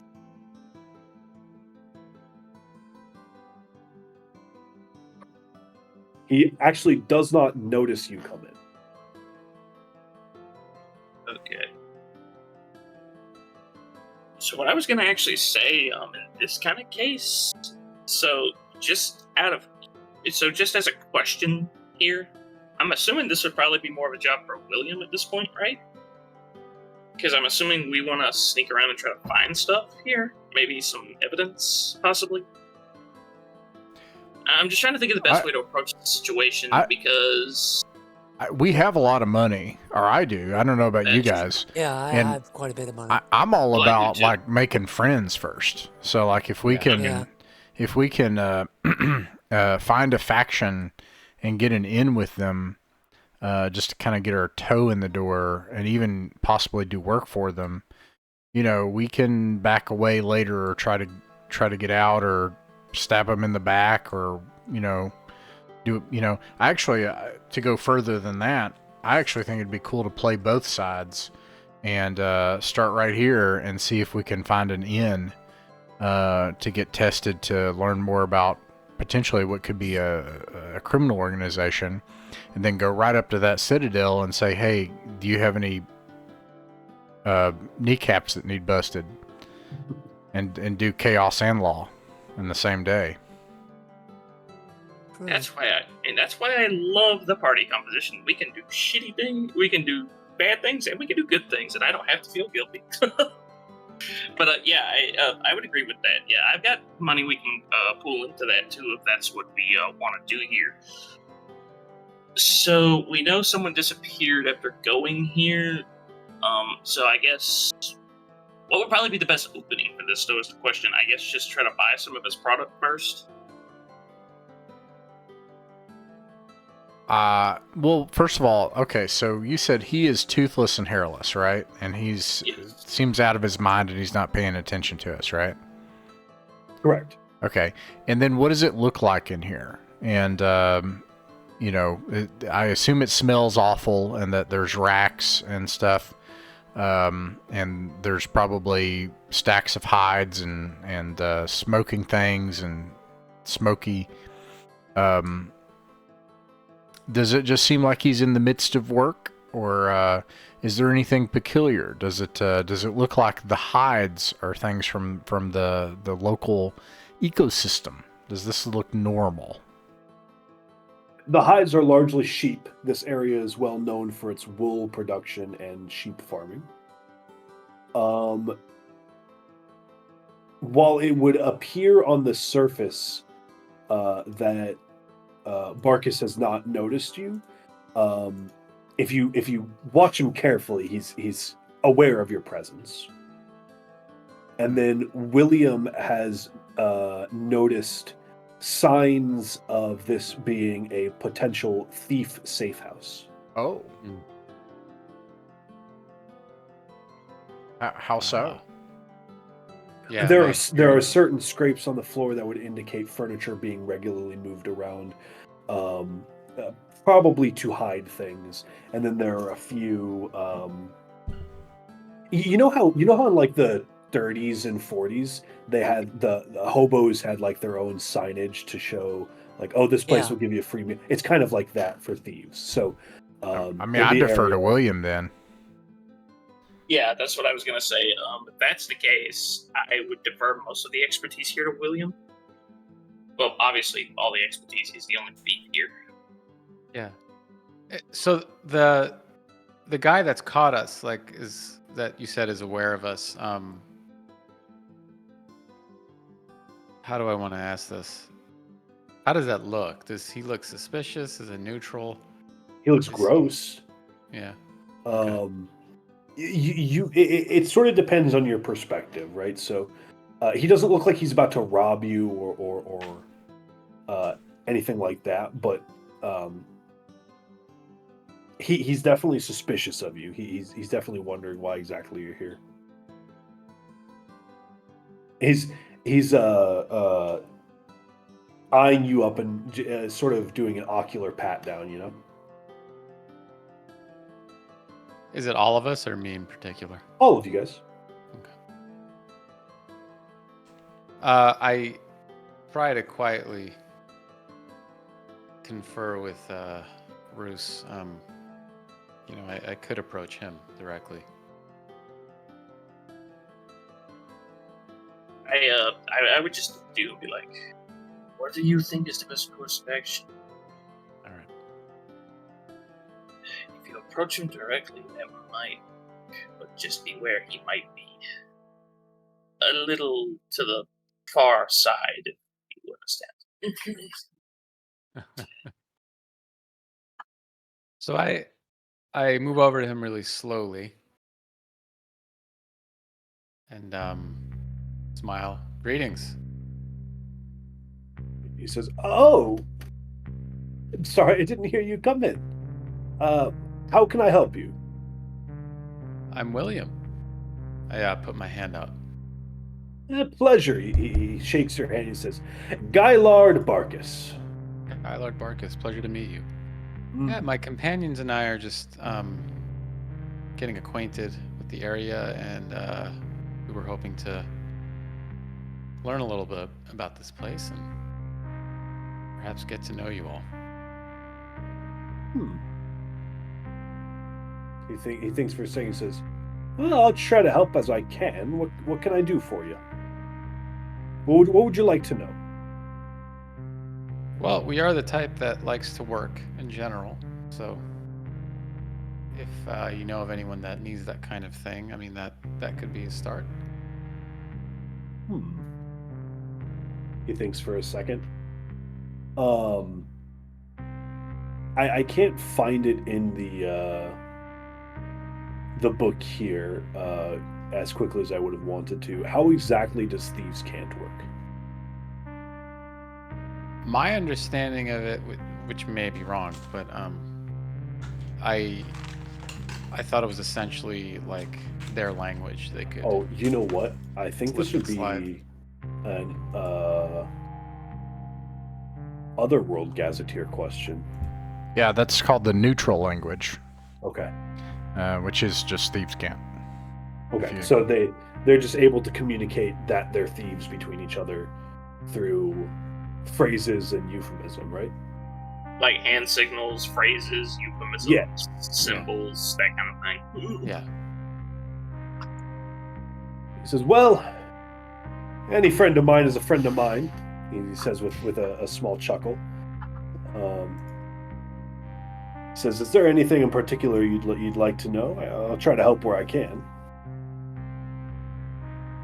So is it clear now that we're speaking rogue? Yeah.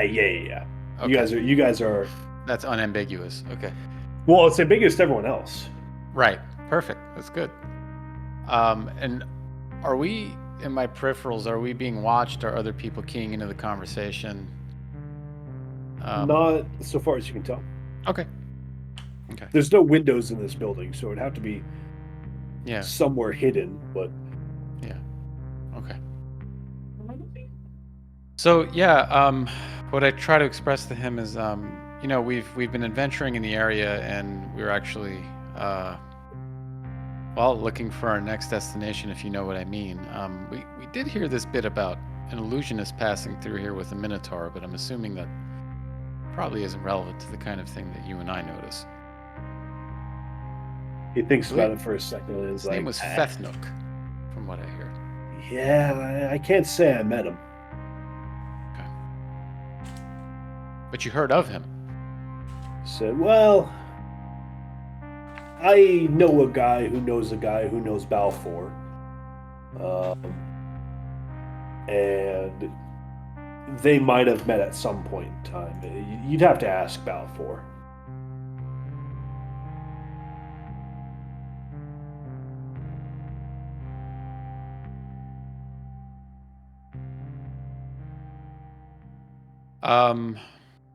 How long have you been in town? All my life. Born and raised. Okay. So you must know everyone that there is to know here. Only the important people.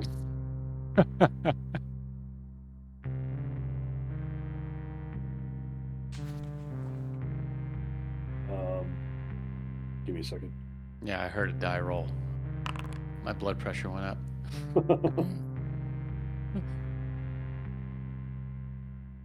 He says, if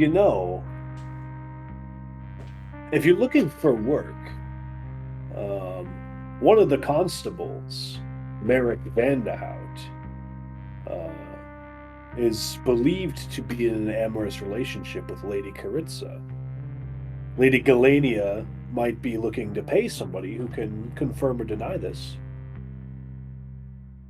So that was Merrick Vanderhot, Lady Caritza, and then Lady. Galania. So she might be interested in confirming this. Do you know where we might run into her? Lady Galania or Lady Caritza? Lady Galania. He does, but I don't right now. Okay. I'm scrolling through all my locations. Okay. Okay, that's something. How about Caritza? Oh, she runs the brothel. Lady Galania runs. Okay. Got Lady it. Galania runs the bathhouse. Got it. Okay, so I've already sweet talked that lady. Okay.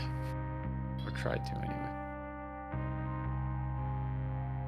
I try to very transparently signal to him, I'm just gonna go confer with my colleagues. Is that okay?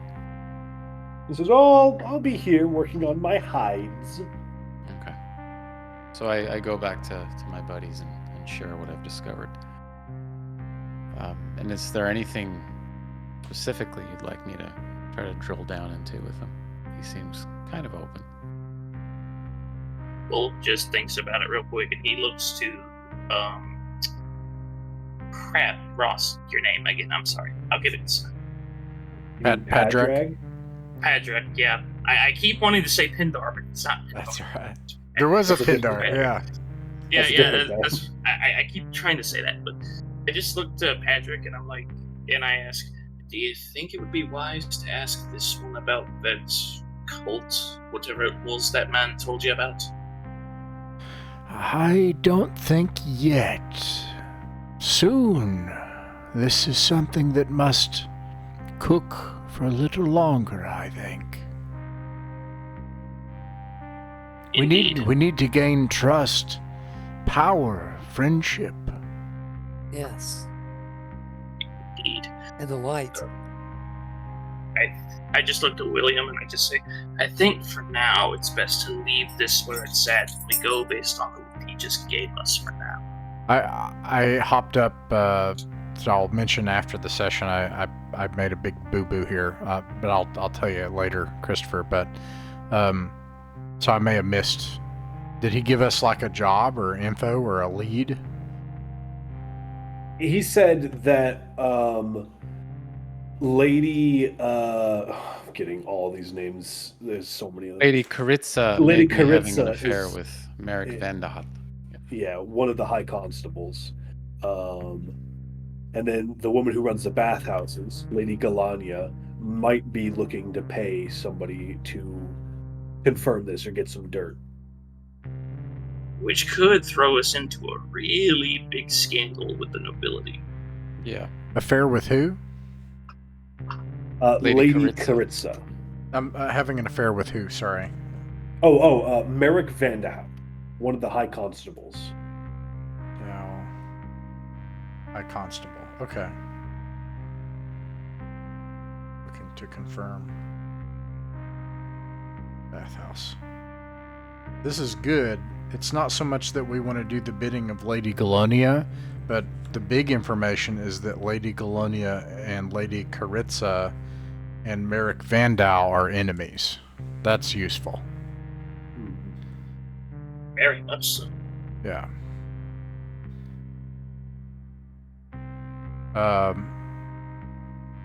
He requires no work or anything. Yeah, we don't know who this guy is. That's unfortunate. We basically came around asking questions. That means he's gonna tell others about us if we're not careful.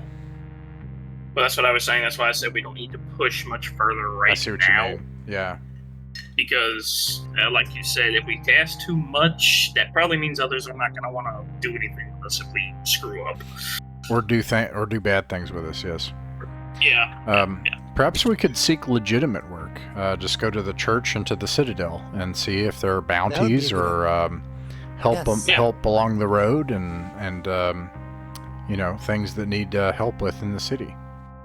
Yes. Yes, if we can make an impression while we're doing the rest too, though, that'd be a good one. Yeah, that'd be a good way to make an impact to it. Writing that down.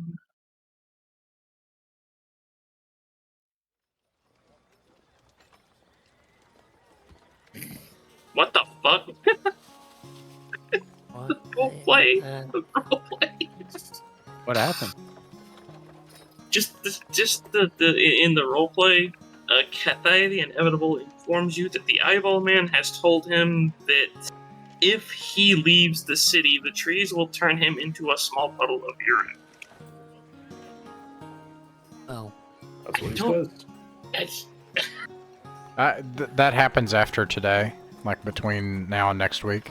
Yeah, Okay. yeah, it's not pertinent information, so I didn't say anything about it. So, where are you guys headed? I do like what Ross suggested. The church, or going on our way to the church, maybe to investigate and see if they have any bounties, maybe any work leads, possibly just maybe scout out the clergy, maybe speak to the priest or whoever's in charge. I know we heard of him earlier. If yeah, I'm not so mistaken. you guys have about 20 minutes. This will probably be the last thing that we do. The Temple of the Light consists of a large walled complex, a 2-story L-shaped worship hall, and a walled graveyard. In this case, actually a cemetery to the south. The temple is also responsible for overseeing funerals and other religious rites for the community. The high priest is a member of the city council and wields considerable political influence over the baron. Can provide services such as casting healing spells and stuff for the standard prices. Staffing the temple are the following priests and acolytes: 15 junior acolytes, 10 acolytes, 3 adepts, 2 priests, and Father Evan, the overpriest. Let's see. He carries with him a beautiful quarterstaff and a ring on his right hand that he will is not shy about sharing, was a gift from a wealthy man who he counseled through the death of his wife.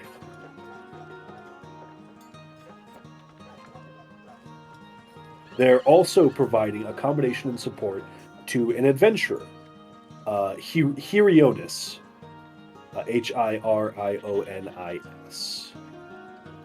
He has a gargantuan 2-handed sword and wears plate mail. He is stern and serious. He's not the joking type. In fact, he's not much of a conversationalist at all.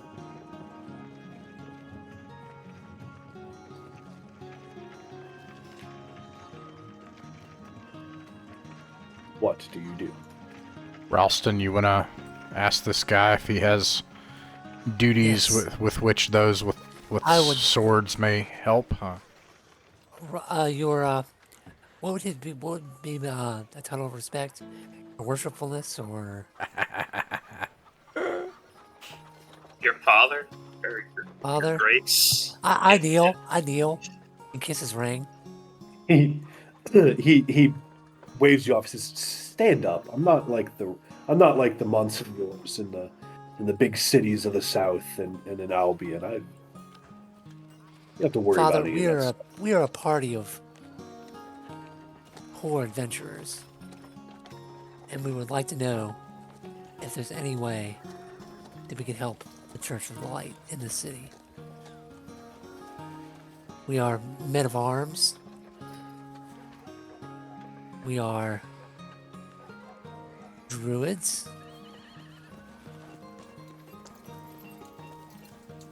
We are gentlemen of adventure. We would like to know if there's any way we may serve the Church of the Light. He says, "Well, I give the same charge that I send to all adventurers who are interested in plundering the mighty Gunderholfen.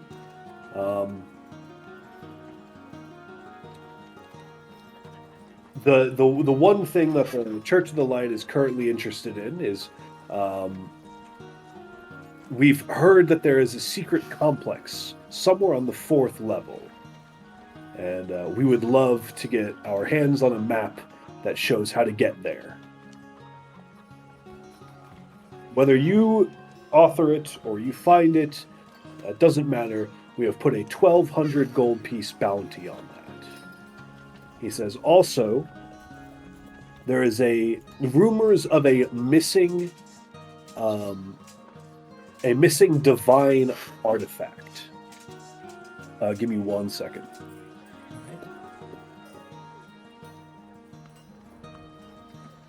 He says, there are rumors that within the mighty hold of Gunderholfen lies the rod of Saint Isidore. The church has a certain budget for relics, and we would be willing to provide for the genuine article 40,000 gold pieces. I look at the rest of the party.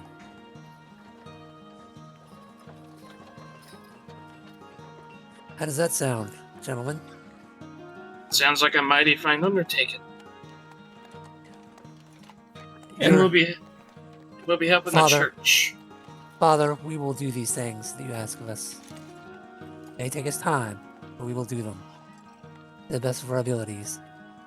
Or none of us will walk out alive. And I'll look at the rest of the party.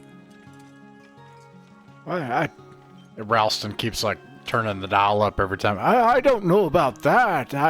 But None of us we'll try. will walk out.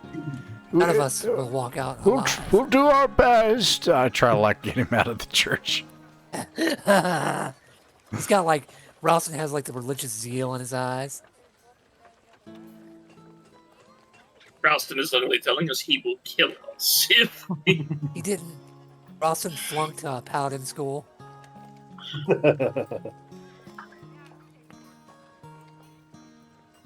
Before you leave, you're actually stopped by Hieronis, the paladin.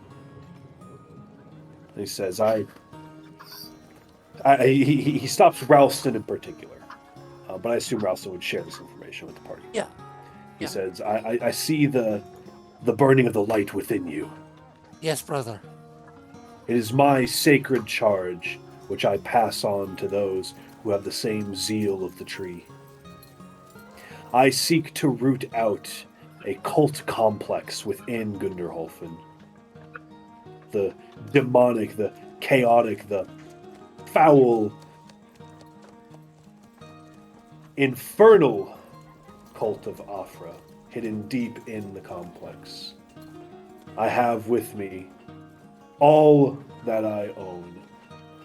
If you can discover the location, I will go with you, give you a monetary reward, and go with you to root them out. Yes, brother. And bingo. Yes, brother. He gives you a blessing before you leave. Just Thank you, brother. A small.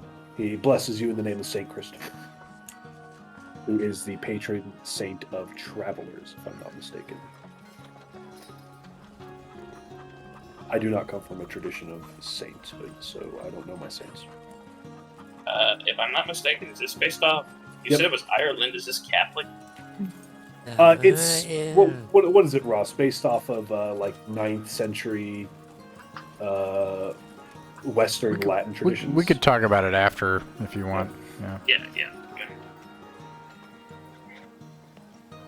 I heard of my party. My brothers, you have sacred charges laid upon us. Ralston, What do you say? Yes. Ralston, you should. Uh-oh. It's my... Yes. If he's heard any whispers of this cult of Afra being active in the city. I would ask the paladin that. Yeah, he says I can share no more right now, brothers.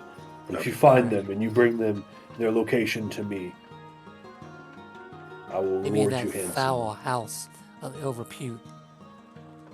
I should also note that they've not actually quested you to do these things. They've just said, "Hey, Right, you should no, go do but- these things." That's a different thing. That is a totally Right. different thing. Right. I mean, that's good money. I mean, you know what I'm saying? How much money? 40,000. So, yeah, to find the relic of Saint Isidore is 40,000, and then Hirionis, the location of the Afra cult in Gunderholfen, is offering 2,000 gold, and then also discovering or providing a map that shows how to get to the secret complex on level 4 has a price tag of 1,200 gold.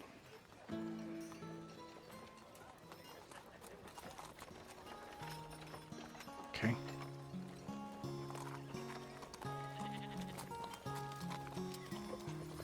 We got some pretty good leads from the church.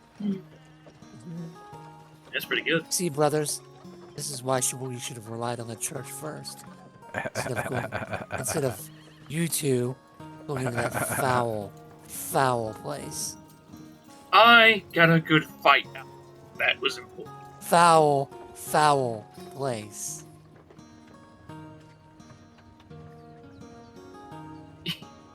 Wolf just looks to you and he goes, I understand that's why I'm never going back in. I just wanted to fight. Good. I don't know what he Good. did. Good. You Pointing tended to your William. soul. Well, unless there is anything else you guys are thinking of what you want to do, I can say you guys are exhausted. We can call it here. Well, that's honestly what I was thinking, because I think we got pretty much the juiciest leads we could possibly get right now. Yep. All right.